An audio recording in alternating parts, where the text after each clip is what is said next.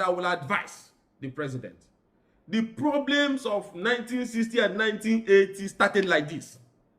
Keeping quiet by Shagari and all these other people then. When those working for the federal government were busy dishing out orders, using security agencies, rigging elections, writing results, confronting other arms of government in the state just as a way of showing their support to Shagari.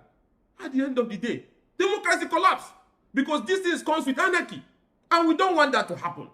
The whole country is in total disarray as I speak to you now. Economic hardship, uncertainties, left, right, and center. And then one man is playing, and his group using our federal high court to show that maybe at the end, when they are done, Nigeria should completely lose faith in the judicial system. And I want the CJN to stop this whole thing happening at the federal high court. So today's judgment was an attempt to undermine constitutional governance. Unacceptable. Today's judgment, which has been appealed, is an attack on our constitutional governance and an attempt to undermine the principles of federation. Now, how did a judge arrive at delivering judgment, knowing fully well that the subject matters upon which he wants to base his judgment on are all subjects of appeals pending at the appeal court and the Supreme Court on the issue of the legitimacy of those pro-Wike sacked lawmakers who decamped at a time there was no division in their party PDP into APC, and their seat automatically by virtue of the constitution became vacant. All of a sudden, the judge was fully aware that the matter is still in Supreme Appeal Court and still in Supreme Court, and his attention was drawn to them. But he rushed to deliver a judgment to seize the sovereign allocation of the people of Rivers State based on a matter that is still being challenged. And not only that, there was petitions and manifest evidence that was brought before her of bias, but she still continued. So what was she rushing?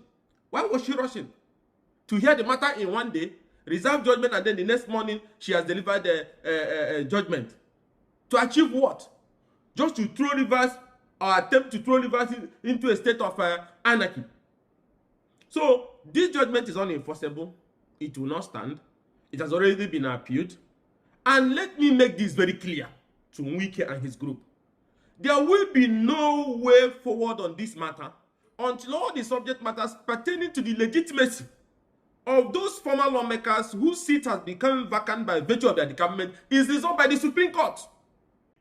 And I want to urge the governor of Rivers State, continue to show the maturity you are showing. Present your 2025 budget before the House of Assembly as properly constituted by Okejumbo. Until such a time, the Supreme Court makes a final determination on the legality or legitimacy of this issue of decampment. No court have decided expressly on it. So there's even order still existing that recognizes the vote and proceeding of the former Speaker Edisinehi, upon which Okejumbo is Speaker and upon which those seats were declared vacant. That order have not been discharged. So they have legitimacy to continue to do what they are doing. But I will advise the president. The problems of 1960 and 1980 started like this. Keeping quiet by Shagari and all these other people then. When those working for the federal government were busy dishing out orders, using security agencies, rigging elections, writing results, confronting other arms of government in the state just as a way of showing their support to Shagari. At the end of the day, democracy collapsed because this thing comes with anarchy. And we don't want that to happen. The whole country is in total disarray as I speak to you now. Economic hardship, uncertainties, left, right, and center. And then one man is playing, and his group using our federal high court to show that maybe at the end, when they are done, Nigeria should completely lose faith in the judicial system. And I want the CJN to stop this whole thing happening at the federal high court. So today's judgment was an attempt to undermine constitutional governance. Unacceptable, unenforceable. The opposition does not accept it. It has been appealed, so nothing will happen going forward.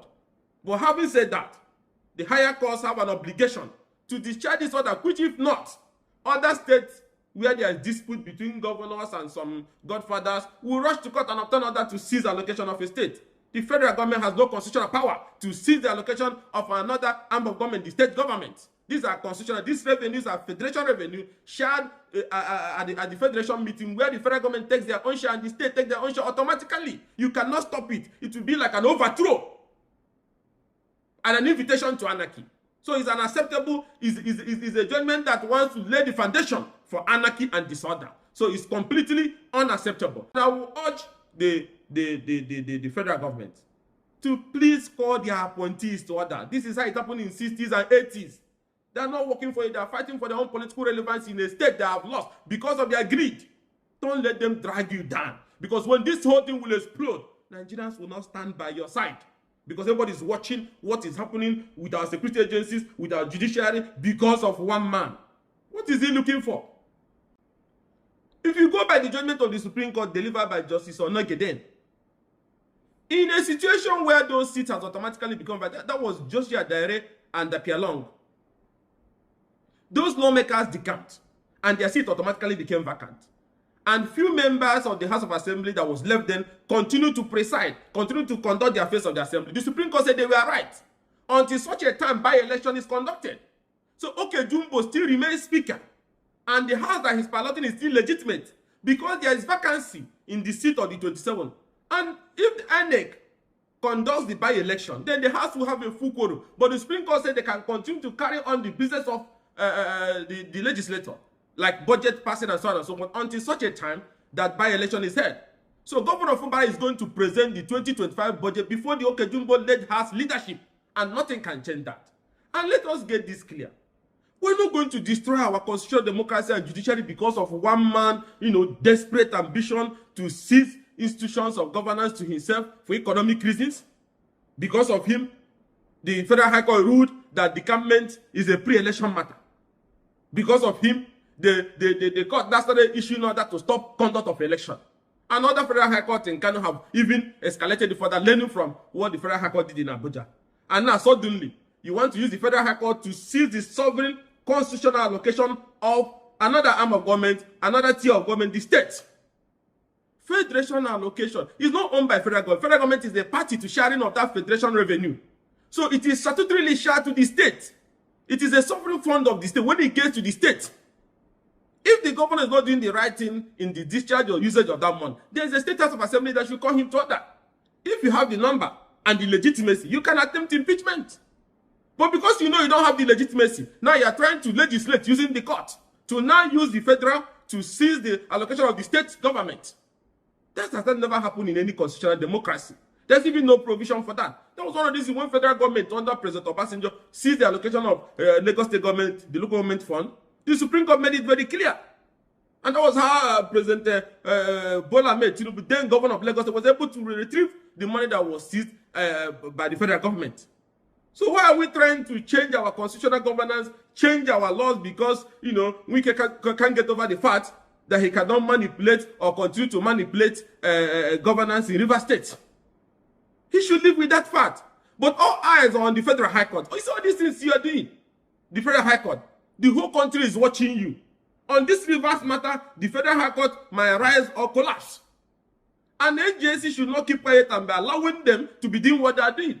Over 30-something expert applications. Cases filed in next minute, expert in favor of Pro-Wike. Are we stupid? Are we fools? We're not fools. Judgment is not about dishing out of judgment. It is the perception. It is the belief that justice has been done. Where is the justice in almost over 20-something applications that have been granted?